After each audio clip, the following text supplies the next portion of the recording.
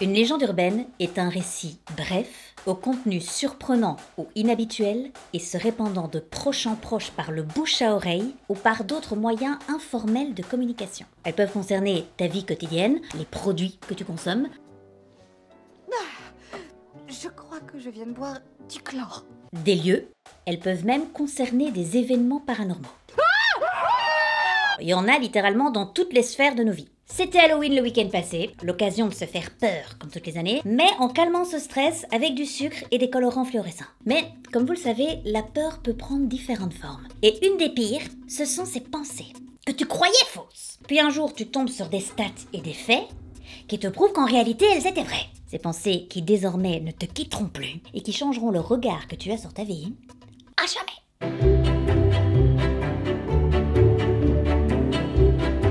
Bonjour à tous, bonjour à toutes. Comment ils vont ceux-ci? Bah mal, hein, tu nous fais un teaser d'angoisse. On a donc choisi de regarder ta vidéo avec des mini sacs à vomi. En 4 coups durs. Oui mais alors mini sac à vomi dans une main. Il reste donc l'autre complètement libre pour cliquer et s'abonner. Et faire partie de la famille. On est presque 400 000 donc on n'hésite pas et puis stimons ce truc. Et on commence.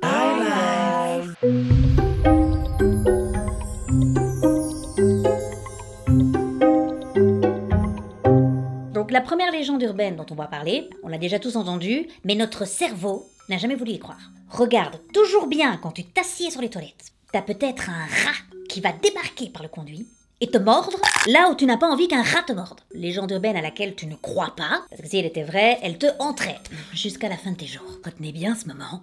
Cette légende urbaine est vraie.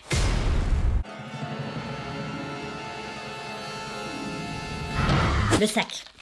C'est le moment de sortir le petit sacos. Oui, en effet, aucune difficulté n'est rencontrée by the rats pour remonter par vos chiottes. Ils ont une capacité de nage complètement sous-estimée. Mais regardez, ce sont des fucking rats ballerina. Donc, imprimé, les rats ont une capacité de nage sous-estimée. Je sais ce que vous allez me dire, probablement dans un état de panique. M'en fous, je tire la chasse. Mais tirer la chasse, mais ça ne marchera pas. Ils ont une résistance de ouf, ils peuvent faire du surplace pendant 3 jours, les cons. 3 jours!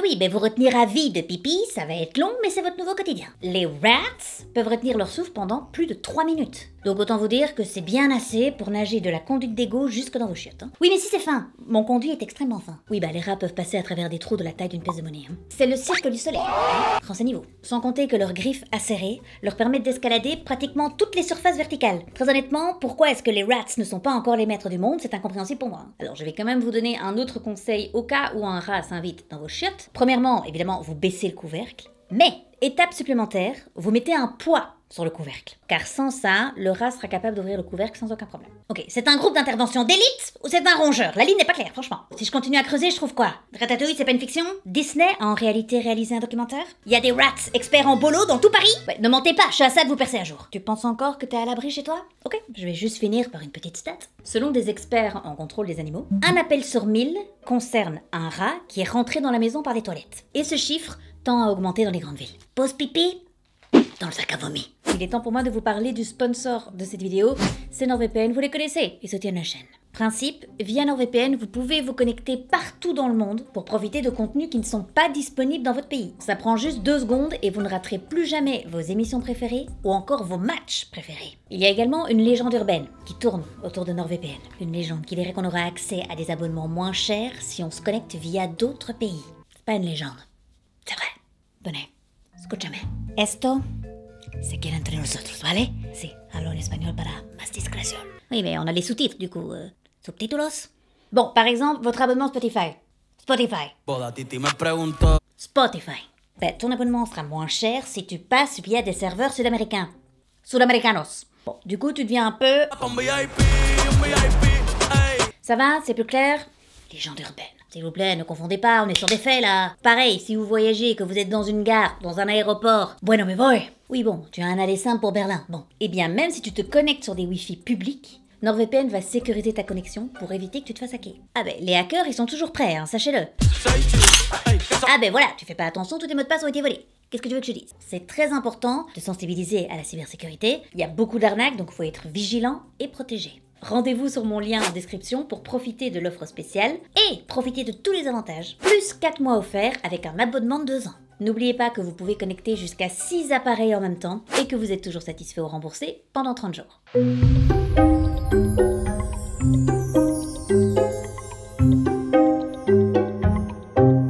Deuxième légende urbaine qu'on va aborder, on ne sait pas réellement ce qu'ils mettent dans la viande de nos burgers. Sujet qui devrait vous intéresser, je rappelle qu'en France, 1,2 milliard de burgers sont consommés par an, la France étant le plus grand consommateur de burgers en Europe. Je commence par l'une des légendes urbaines les plus connues, il y aurait des antivomitifs dans les burgers de chez McDo.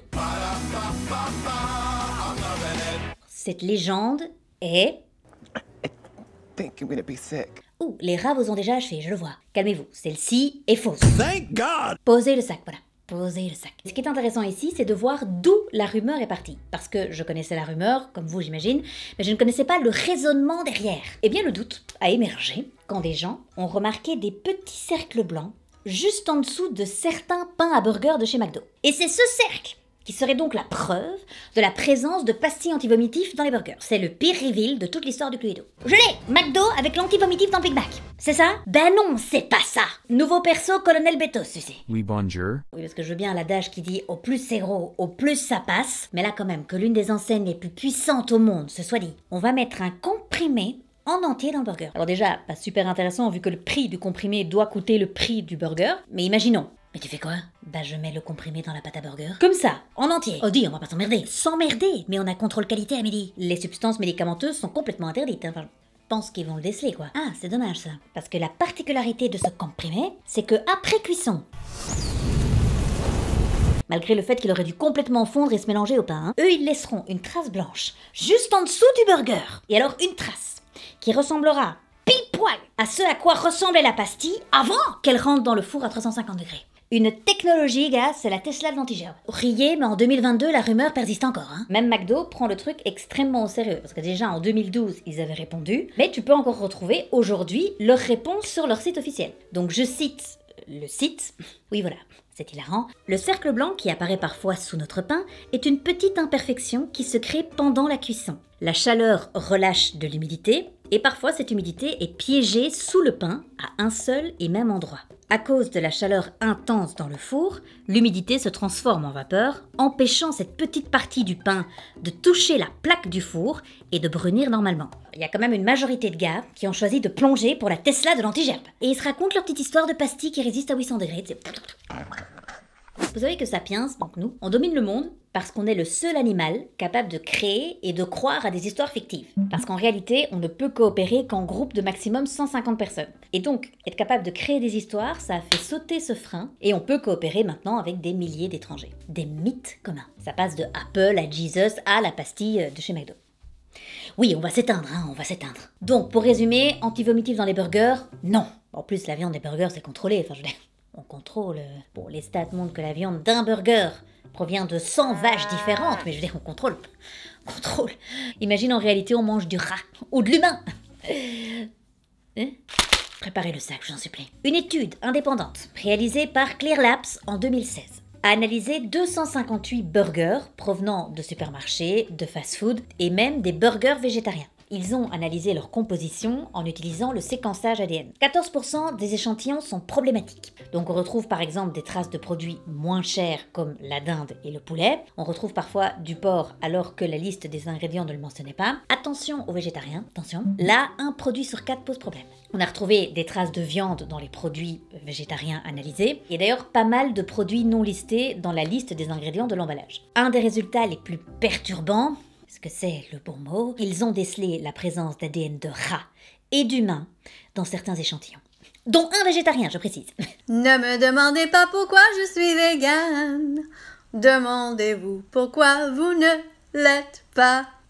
Voilà, donc maintenant que votre sac est plein, Clear Lab suggère que la présence d'ADN humain provient probablement de cheveux, d'ongles ou de peau accidentellement mélangés pendant le processus de fabrication. Vous dites ça comme si on allait mieux l'accepter, ce n'est pas le cas, hein, je vous le dis très clairement. Bon, même si je le reprécise, on est sur des traces ADN, hein. C'est pas le gros morceau d'ongle qui va donner un côté crunchy à ton burger. Et alors pour ce qui est de l'ADN de rat, le laboratoire rajoute que si c'était des matières fécales, ce serait problématique, mais comme ici ce sont très probablement des poils, ça va. Bon, c'est toujours pas ok, hein, même si vous engagez énormément d'efforts pour faire passer la pilule. Conclusion, il est très important de noter qu'il est très peu probable que l'ADN d'humain et l'ADN de rat soient nocifs pour le consommateur. Mais alors, ce que de nombreux consommateurs ne savent pas, c'est que des quantités d'ADN humain et d'ADN de rat sont autorisées dans la viande par les autorités sanitaires. Oui, on le sait, donc on a établi une marge d'ADN de rat et d'humain acceptable dans les burgers. Ce que de nombreux consommateurs, ce qu'aucun consommateur ne sait. Si ça peut vous rassurer, bon, c'est foutu, je sais bien, mais il n'y a que 1% des échantillons qui présentaient un réel risque pour la santé, bactéries, etc. Donc oui, au final, les chaînes de production sont quand même globalement extrêmement contrôlées.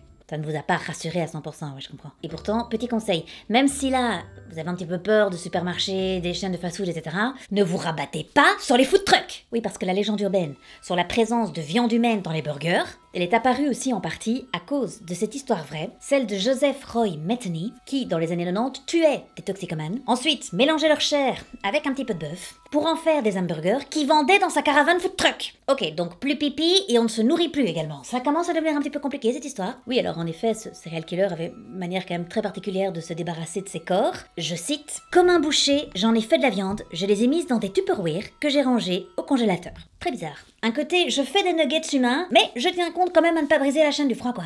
Donc voilà, dans les semaines suivantes, il y a ce Joe là qui va vendre ses hamburgers à base de viande humaine dans sa caravane sur le bord de la route, quoi. Donc des camionneurs, des vacanciers, des locaux vont manger, sans le savoir, cette recette un petit peu spéciale. Et alors, comme pour rajouter un petit peu d'huile sur le feu de cette légende urbaine, en 2022, cette année donc, hein, c'est bien ça, durant le Festival international de la créativité, la société suédoise Humph a gagné un prix pour avoir proposé un burger vegan, goût chair humaine.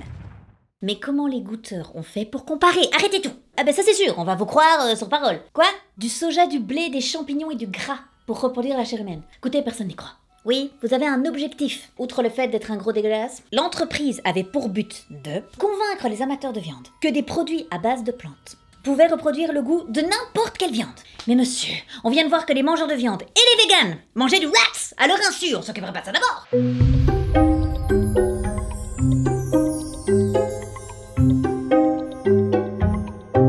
Maintenant, on va changer de registre. On va quitter l'alimentaire pour rentrer dans le domaine de la technologie. On va parler de la fameuse légende urbaine qui dit que ton téléphone peut à tout moment exploser. Compte tenu du fait que 80% des gens dorment avec leur téléphone en charge juste à côté d'eux, je crois que ce point va être sympa. Cette légende urbaine est, roulement de tambour, vraie. Alors, les batteries de votre téléphone contiennent du lithium et elles peuvent subir en effet ce qu'on appelle un emballement thermique, je vous en parlerai un petit peu plus en détail dans la suite de la vidéo, qui peuvent donc les faire prendre feu, voire exploser. Cette information, qui a donc pris énormément d'ampleur quand en 2016 Samsung a lancé son fameux Galaxy S Note 7, vous vous en souvenez peut-être, très vite, il y a des dizaines d'utilisateurs qui vont signaler des problèmes avec leur batterie en lithium. Certaines ont pris feu et d'autres ont même carrément explosé. Samsung, en 2016, va stopper la production du téléphone et va faire un rappel planétaire de plus de 2,5 millions de téléphones. On va assister encore à une amplification encore plus importante du truc, quand même les batteries des modèles de rechange qu'ils ont envoyés rencontrent les mêmes problèmes. Alors finalement, Samsung va stopper la vente de ce modèle et va stopper complètement la production le 11 octobre 2016. Bon, pour que vous vous rendiez quand même compte de l'ampleur du phénomène, ce modèle de Samsung a quand même été banni des avions en 2016, tellement le risque d'explosion était avéré. Alors on pourrait croire que ce phénomène, voilà, c'est du passé, hein. Je rappelle quand même que Samsung a vendu en 2021 plus de 273 millions d'exemplaires de smartphones dans le monde. J'imagine que... j'en ai marre. Il y a un mois seulement, sort une vidéo sur la chaîne d'un youtubeur qui est connu sous le nom de Mr. Who's the Boss, qui cumule quand même plus de 12 millions d'abonnés sur YouTube, et ce gars vient nous raconter des faits plus que troublants. Il faut imaginer que ce youtubeur tech, il a une collection infinie de smartphones, de toutes les marques possibles et imaginables. Et donc il conserve chez lui sa collection personnelle qu'il a commencé début 2010. Et un jour, en passant devant sa collection improbable, il se rend compte que la batterie de son Galaxy Note 8, qu'il a acheté en 2017, a tellement gonflé qu'elle a fait sauter la vitre arrière de son téléphone. Il se dit tiens, bon c'est bizarre, il décide d'investiguer un petit peu plus dans sa collection. Et là il se rend compte que le même phénomène s'est produit sur son S6 et son S10. 3 de ces téléphones ont subi le même phénomène alors qu'ils ont été quasiment inutilisés. Il trouvera encore plus tard 5 téléphones de plus de sa collection Samsung avec le même problème. Mais surtout, comme je vous l'ai dit, il possède plein d'autres marques de smartphones Et il n'observe pas ce phénomène sur les autres marques. Il arrive à la conclusion que cette année, il y a eu une vague de chaleur assez exceptionnelle en Angleterre, et que donc la pièce où il stocke les téléphones a augmenté de quelques degrés, et que les téléphones Samsung auraient plus difficile à gérer les changements de température. L'histoire aurait pu s'arrêter là, mais il décide quand même de poster un tweet pour expliquer ce qu'il a vécu. Et là, ça s'emballe. Déjà, Samsung le contacte immédiatement. On prend très au sérieux cette merde. Renvoyez-nous les téléphones, on va les analyser. Mais du coup, vous m'en renvoyez des nouveaux, vous me direz les résultats d'analyse. Samsung ? Personne n'a jamais répondu. Mais suite à son tweet, un autre youtubeur tech le contacte. Il lui explique qu'il a vécu exactement la même chose avec son Samsung 7, et plus encore, qu'il aurait observé ce phénomène sur tous ces Samsung qui ont plus de 3 ans. Donc on est également sur un youtubeur qui a une très large collection de smartphones. Hein. On est quand même sur des mecs qui ont des avis très intéressants de par leur spécificité. Oui, parce qu'impossible pour nous, de manière individuelle, de faire les mêmes constats qu'eux. Donc ce Mr. Who's the Boss là, il reprend son téléphone, il appelle un autre youtubeur tech hyper connu, mais américain celui-ci, qui s'appelle Marquez, qui lui dit « Bah oui, j'ai observé le même phénomène avec mes Samsung ». Donc plusieurs personnes avec des collections hyper larges de smartphones, qui vivent pas du tout au même endroit sur la planète, mais qui vivent le même phénomène. Très bizarre. L'autre, il entend ça, il va rappeler encore un autre youtubeur tech. Oui, ça lui coûte une baraque en communication téléphonique, hein, cette histoire. En plus, comme il devait être en stress que son téléphone explose, j'imagine qu'il mettait son téléphone en haut-parleur, mais à 25 mètres de lui, bon, ce qui compliquait quand même certainement les échanges. Oui, tu peux répéter ? Quoi ?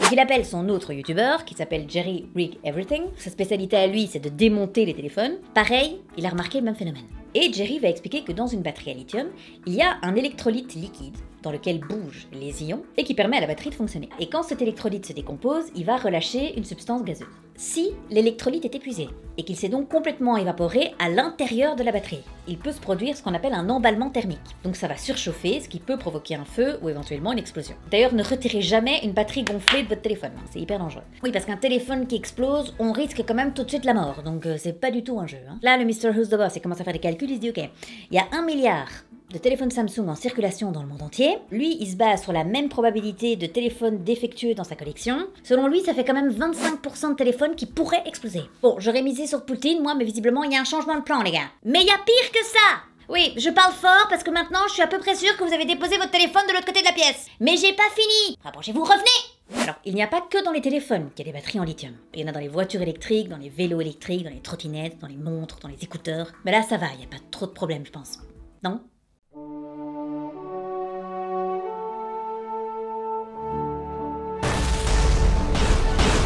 Même si les batteries en lithium sont beaucoup plus sûres qu'il y a 10 ans, par exemple au Canada, le nombre d'incendies dus aux batteries en lithium a été multiplié par 5 en 6 ans. Évidemment, on utilise plus d'appareils qui en contiennent, donc c'est logique que le risque va se multiplier. Mais là, j'ai un petit peu regardé les stats à travers le monde et je peux vous dire que la tendance se confirme. 75 incendies rien que de vélos électriques à New York en 2021. Résultat, 72 blessures et quand même 3 décès. Tandis qu'en Angleterre, rien qu'à Londres, on rapporte plus de 130 incendies dus à ces batteries. Et en Australie, pareil. Mais les trottinettes qui explosent, vous avez vu le bazar? Bon, pour vous consoler, vous avez l'air con en le conduisant, ça y a pas de doute. Mais au moins si ça pète, vous mourrez avec panache. Ah bah il y a un petit côté Hollywood, hein, je suis désolée. Il y a quoi? Il y a environ 1 kilo de lithium dans une batterie de trottinette électrique? Attendez, parce que les voitures électriques, on est d'accord que ça va?